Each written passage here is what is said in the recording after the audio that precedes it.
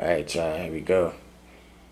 I've been getting requests on how I did the network link with Daytona, USA.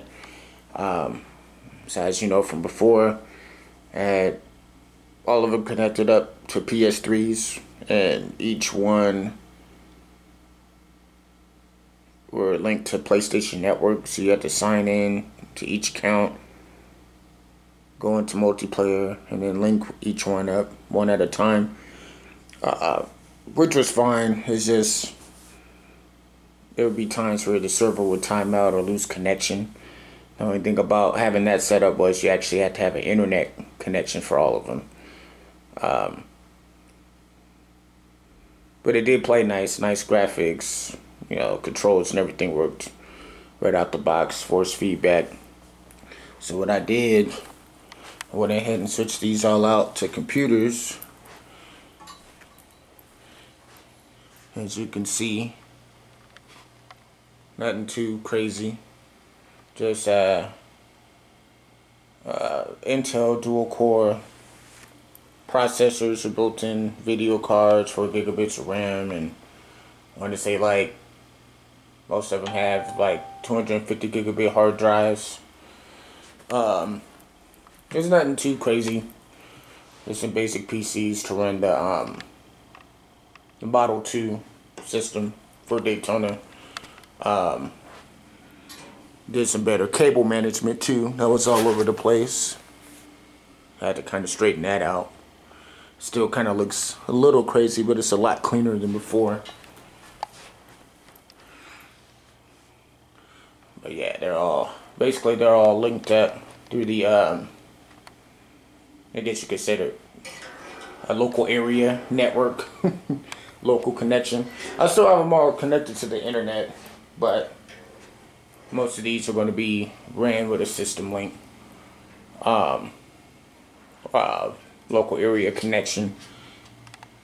And then as far as like the settings goes, on how I set it up. So each one, I don't know if you can see it. There you go. Each one, each computer has its own unique IP address, of course. You gotta label each car. So it goes on a loop system. And basically, the way it's set up, it starts from number 1 and it works this way, and it goes in a circle. It loops back to 1. So just to kind of make it simple, car 1 is 1978 for the RX port. Car 2 is 1979. Car 3 is 1980. And car 4 is 1981. So when you link these, so it's like you got car 1 is 1978. You have the next IP, which is going to be the next, the next computer or the next system, right? Whether it's Raspberry Pi or whatever system you're using to play the Model 2 on. And then the next port is the RX port. So the IP, and then the next second car is 1979, which you can see right here. And then it's the same process for each car. The next IP is the third car's IP address, and 1980 is its RX port. And same for 4. So with Daytona, you can have up to 8 cars, and it's basically the same process up to 8 cars, and it all loops back around. Then the next IP address for car 4 and the RX port is 1981, as you can see right here.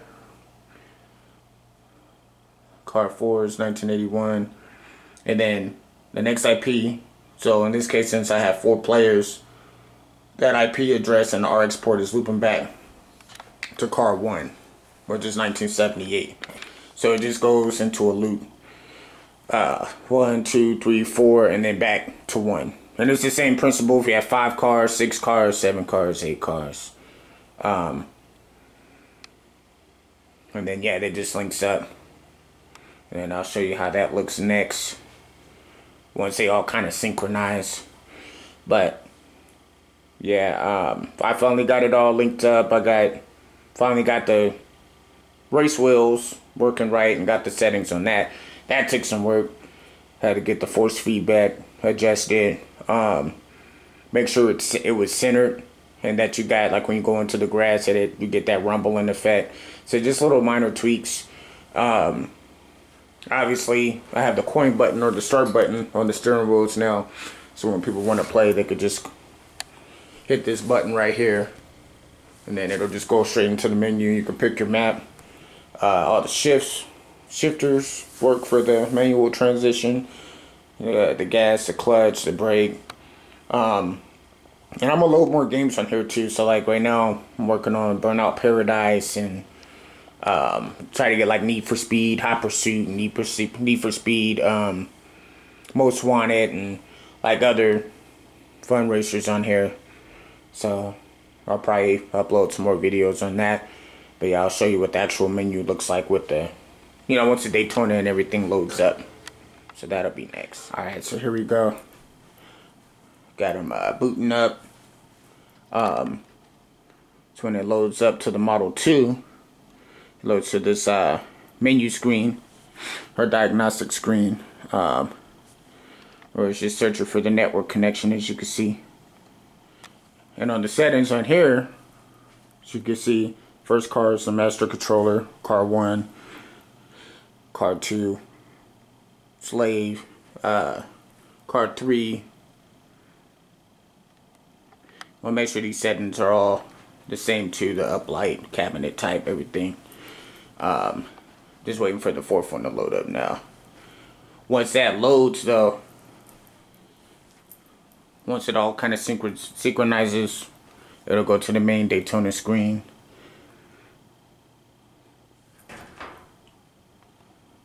But yeah, right now it's just searching for the IP address, as you can see. Once car 4 loads up though, it should just synchronize. So the way I got it programmed, basically once you turn the computer on, it just loads right into the game. So you don't have to manually go into the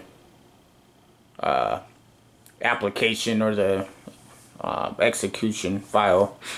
It'll just automatically load. I'm just waiting for the last one to boot up. Alright, as you can see, it should load up here shortly. There we go.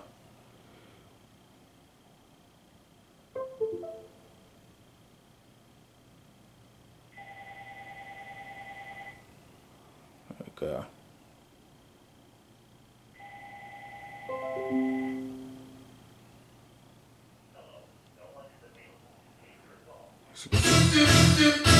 There we go.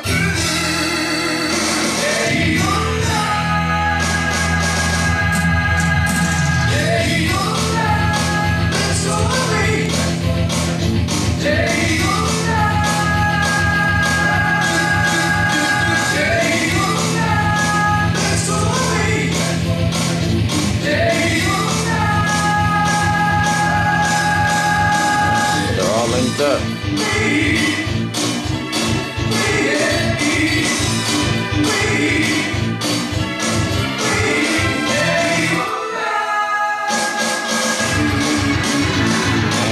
Before, coin insert button.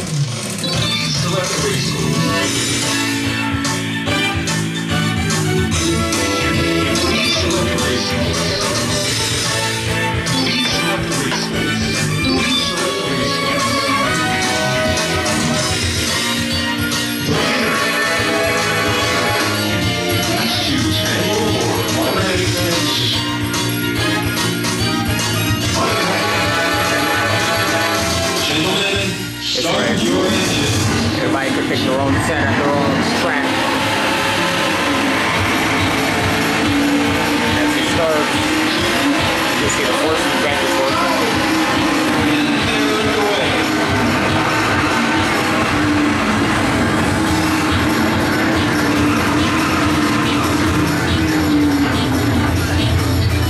Yeah, there we go.